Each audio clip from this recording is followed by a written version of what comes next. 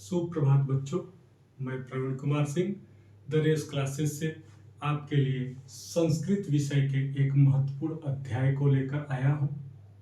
आज हम इस पर विधिवत चर्चा करेंगे और इसके प्रत्येक बिंदुओं को स्पष्ट तरीके से जानने की कोशिश करेंगे। तो आइए बिना विलंब किए हुए हम अपने पाठ की तरफ चलते हैं। हमारा पाठ जो है वह है वर्णमाला।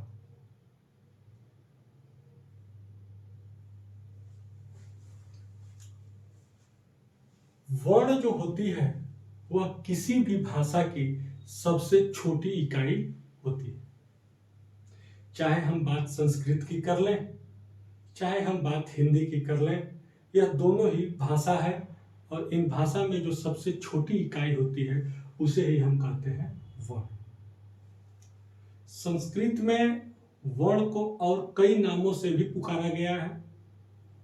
जैसे वर्ण को हम कहते हैं,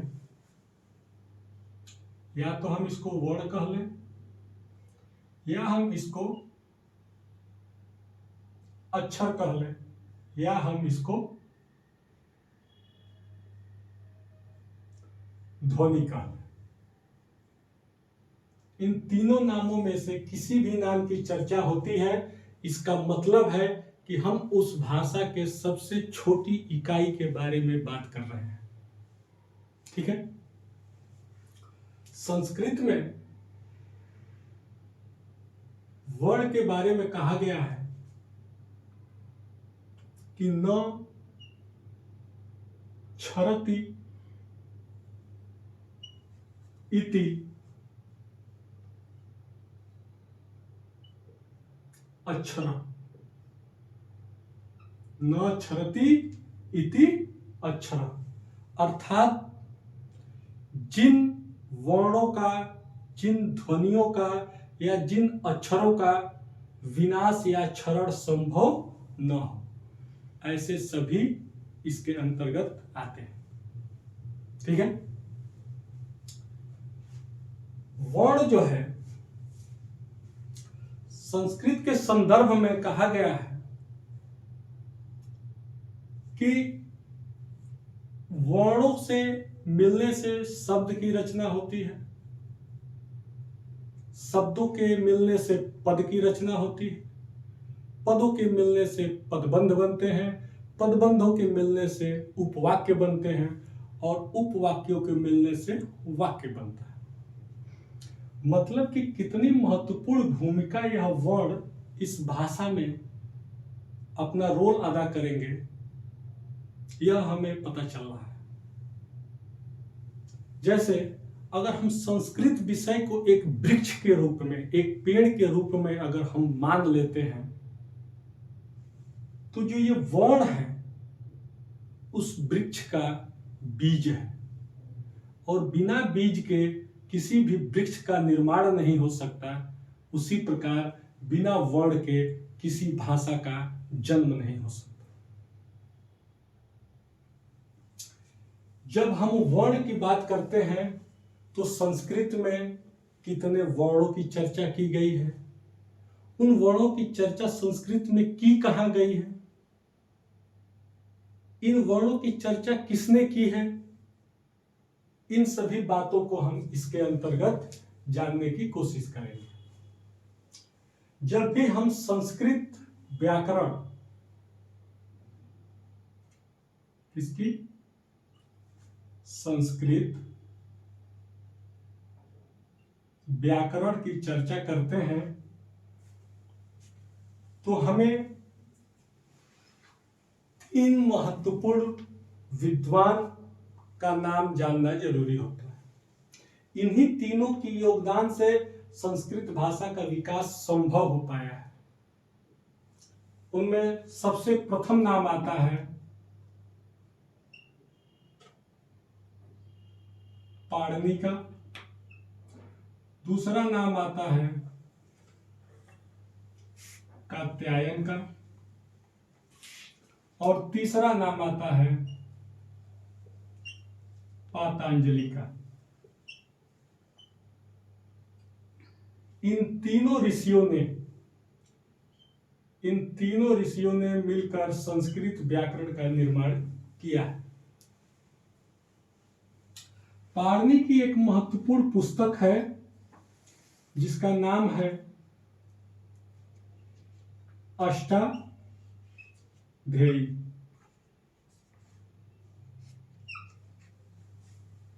पाणिनि की एक पुस्तक है जिसका नाम है अष्टाध्यायी।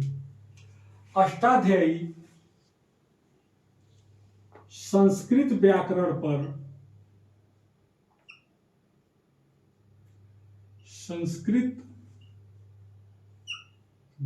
पर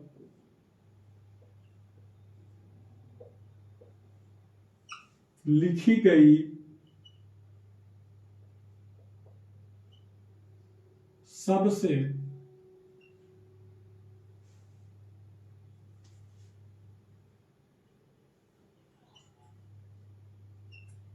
उत्कृष्ट पुस्तक है। मतलब कि जो ये वर्णमाला है वह संस्कृत व्याकरण के अंतर्गत आता है, और जब हम संस्कृत व्याकरण के सबसे महत्वपूर्ण भाग वर्णमाला की चर्चा करें और हम पाणिनि को न जाने, पाणिनि के द्वारा लिखी पुस्तक को न जाने, तो हम संस्कृत के बारे में कुछ नहीं जानते। इसलिए सर्वप्रथम हमें इन चीजों के बारे में जानना जरूरी होगा। आखिर पाणिनि ने अष्टाध्यायी में वर्णमाला का जिक्र कहाँ किया है, कैसे किया है? तो पाणिनि ने अष्टाध्यायी में 14 माहेश्वर सूत्रों के अंतर्गत सभी वर्ण अक्षरों को समाहित कर रखा है। यह 14 माहेश्वर सूत्र आए कहां से? तो नाम से ही पता चलता है कि माहेश्वर अर्थात शिव के माध्यम से 14 सूत्र किसको प्राप्त हुए हैं? पाणिनि को प्राप्त। आखिर शंकर जी ने इन्हें ये सूत्र दिया कैसे? तो इसके बारे में एक लाइन है कि नृत्ता वसाने नटराज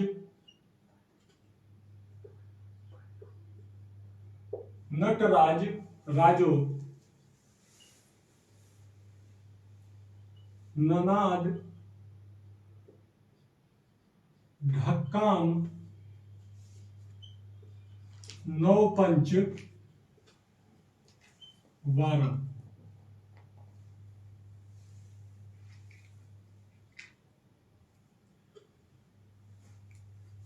यह जो लाइन है वो हमें बताती है कि नृत्ता वशाने नटराज राजो ननाद ढक्काम नवपंच वारम। नृत्य, देखिए नृत्य और नृत्य में अंतर होता है। नृत्य जो होता है वह ताल धुन पर आधारित होता है, जबकि नृत्य जो है वह भाव आधारित शब्द है। तो नृत्य के वशाने मतलब नृत्य के समाप्त होने के उपरांत या बाद में, नटराज मतलब नटों के राजाओं के राजा, नटराज राजो अर्थात शिव की बात कही गई है। तो शिव जी ने नृत्य के समाप्त होने के उपरांत ननाद ढक्काम यानी कि अपने डमरू को, ननाद मतलब क्या होता है? बजाना, ढक्काम मतलब डमरू को। शिव जी ने अपने डमरू को कितनी बार बजाया? 9 और 5, 9 पंच वारम, 9 5 14 बार। और इन्हीं 14 बार के डमरू के बजाने पर जो ध्वनियां पाणिनि को प्राप्त हुई, उन्हीं ध्वनियों के आधार पर पाणिनि ने 14 माहेश्वर सूत्रों का जो है कि वर्णन कर डाला। और इसी के आधार पर यह वह नींव है जिसके आधार पर इतनी वैज्ञानिकता पूर्ण संस्कृत भाषा जो है वह टिकी हुई है।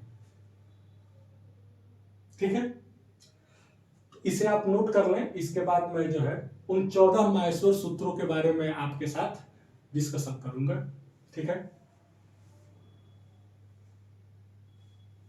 ठीक, मैं मिटाता हूं इसको।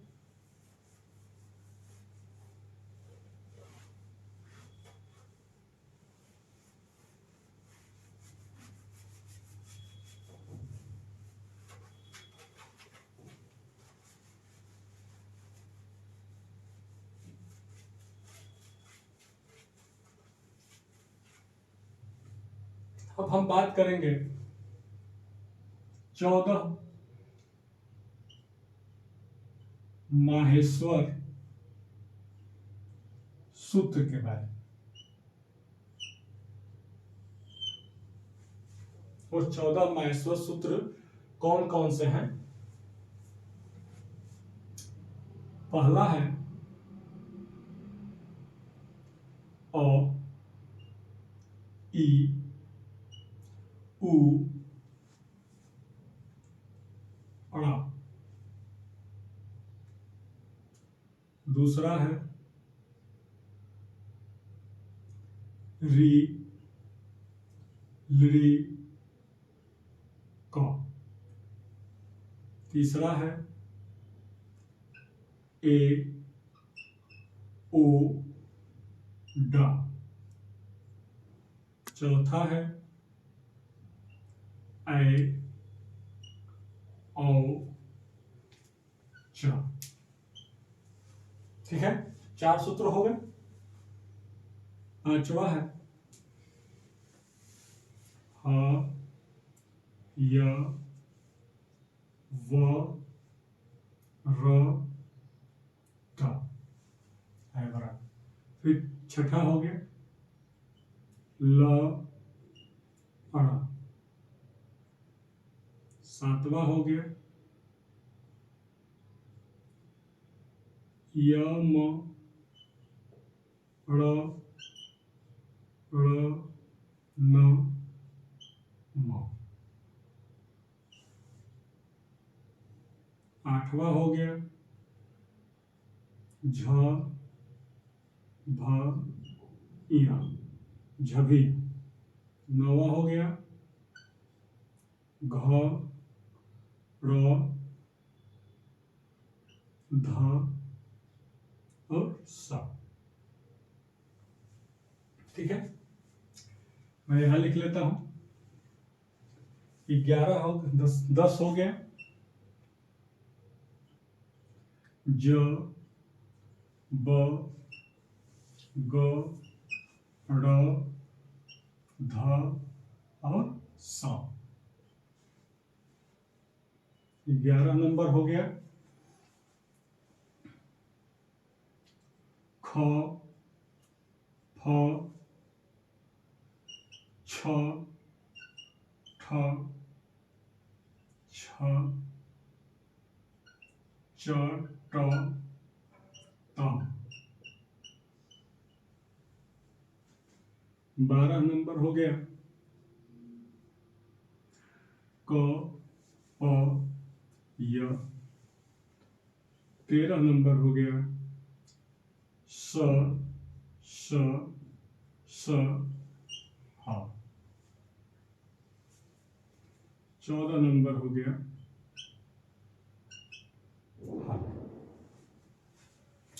ह। ये आपके सामने 14 माहेश्वर सूत्र लिखे गए हैं, जिनको शिव के डमरू से सुनकर पाणिनि ने अपनी पुस्तक अष्टाध्यायी में 14 माहेश्वर सूत्रों के नाम से क्रमबद्ध कर दिया। यह किस प्रकार है, एक बार हमारे साथ आप लोग सभी लोग पढ़ेंगे। अ, ई, उ, अ, अयुण, अ, ई, उ, अ, री, लृ, क, ए, ओड, ऐ, औ, च। हैवरट, हैवरट, लड़, यमड़नम, यमड़नम, झभी घड़धस, जबगड़दस, खप छठ, थ चट तव कपय स स सह हल। इसको आप 2-4 बार पढ़ेंगे और गौर से देखेंगे तो आपको यह सभी वर्ण जो है याद हो जाएंगे। आप अगर इसको ध्यान से देखें तो ये जो शुरू के 4 माहेश्वर सूत्र हैं, इन 4 माहेश्वर सूत्रों में पाणिनि ने स्वरों की चर्चा कर डाली है। अब इन 4 सूत्रों में कितने स्वर हैं आप गिन के देखिए, 1 2 3 4 5 6 7 8 9 10 11 12 13। आपको 13 लग रहे होंगे लेकिन 13 है नहीं। इन सभी सूत्रों के अंत में जो भी वर्ण लिखे गए हैं उनके सभी में हलंत चिन्ह लगाए गए हैं। जो भी हलंत चिन्ह इन 14 माहेश्वर सूत्रों के अंतिम वर्ण में लगे हैं उन वर्णों की काउंटिंग हम नहीं करेंगे। अब गिनते हैं 1 2 3 4 5 6 7 8 9। इसका मतलब कि पाणिनि ने संस्कृत में स्वरों की संख्या कितनी बताई है? 9। 1 से 4 तक की माहेश्वर सूत्रों में सभी स्वरों की चर्चा पाणिनि ने कर दी है, जिनकी संख्याएं हैं 9। 5 से लेकर 14 तक अर्थात 10 सूत्रों में पाणिनि ने किसकी चर्चा की है? पाणिनि ने व्यंजनों की चर्चा की है।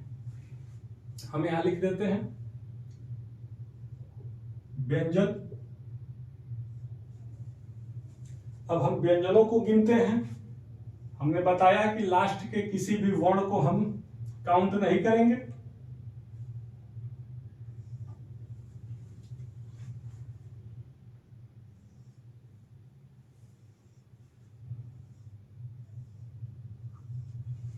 अब काउंट करते हैं। जो रेड मार्क से गोला किया गया है उसको हम काउंट नहीं करेंगे। अब गिनते हैं 1 2 3 4 5 6 7 8 9 10 11 12 13 14 15 16 17 18 19 20 21 22 23 24 25 26 27 28 29 30 31 32 33 और 34। हमने काउंट किया या आपने भी काउंट किया तो हमने पाया कि इसमें व्यंजनों की संख्या 34 बताई गई।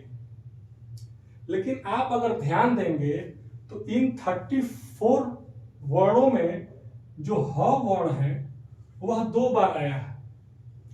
जो ह वर्ण है, मैं इसको दूसरे मार्कर से कर देता हूं, जो ये ह है वह 2 बार आया है। तो हम किसी भी वर्ण को 2 बार तो काउंट करेंगे नहीं, इसलिए ह जो है वह 1 बार काउंट होगा।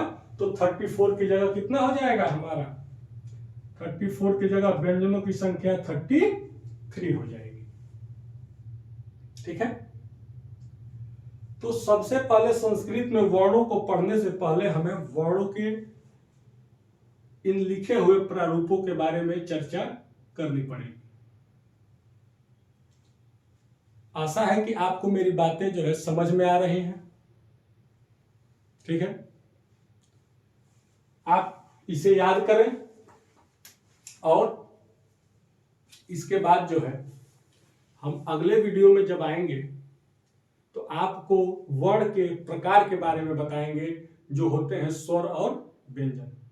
उन स्वर और व्यंजनों का इतना सूक्ष्म अध्ययन किया जाएगा कि स्वर के कितने भाग होते हैं, किस भाग में कौन से वर्ण आते हैं, किस भाग में कौन से वर्ण आते हैं, किसकी मात्राएं कितनी होती हैं, मात्राओं का सिंबल क्या होता है, किसका कहाँ प्रयोग करते हैं, व्यंजन कितने होते हैं, व्यंजनों के प्रकार कितने होते हैं। मतलब यह भाषा इतनी वैज्ञानिक भाषा है कि इसको अन्य भाषाएं इसके इर्द गिर्द भी नहीं घूम सकती, इतनी समृद्ध भाषा है। समृद्धता आप देख लीजिए कि 9 स्वर हैं और 33 व्यंजन हैं, दोनों को मिला दीजिए तो इंग्लिश भाषा के जो अल्फाबेट आते हैं वह 26 आते हैं। और हमारे देख लीजिए कितने हैं, हमारे अल्फाबेट के ये आधे हैं। और इनका क्रम कितना शानदार तरीके से प्रस्तुत किया गया है, बिल्कुल वैज्ञानिकता पूर्ण जो है कि यह भाषा है। अनेक देशों में इस भाषा में जो है कि अनेक इंस्टीट्यूट खुले हुए हैं, जबकि इंग्लिश के उस हिसाब के नहीं। ठीक है, तो संस्कृत जो है वह देवों की भाषा है। संस्कृत देवों की भाषा है। देवों की भाषा कैसे?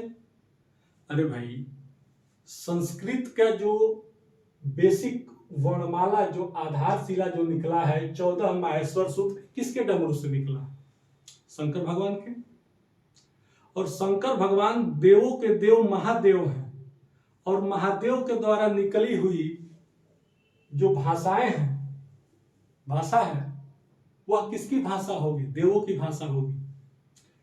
संस्कृत में ही 1 लाख श्लोकों वाले महाभारत की रचना की गई, ब्राह्मण की रचना की गई, उपनिषदों की रचना की गई, अरण्यकों की रचना की गई, और इन सभी में हजारों लाखों श्लोक हैं। कोई भाषा ऐसा नहीं है जिसमें इतनी बड़ी बड़ी ग्रंथों की रचना की गई हो। संस्कृत को ही क्यों अपनाया गया? क्योंकि संस्कृत वैज्ञानिकता के आधार पर बहुत ही समृद्ध भाषा है।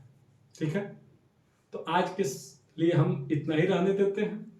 अगले वीडियो में मैं इसके आगे के टॉपिक को लेकर आऊंगा। ठीक है, नमस्कार।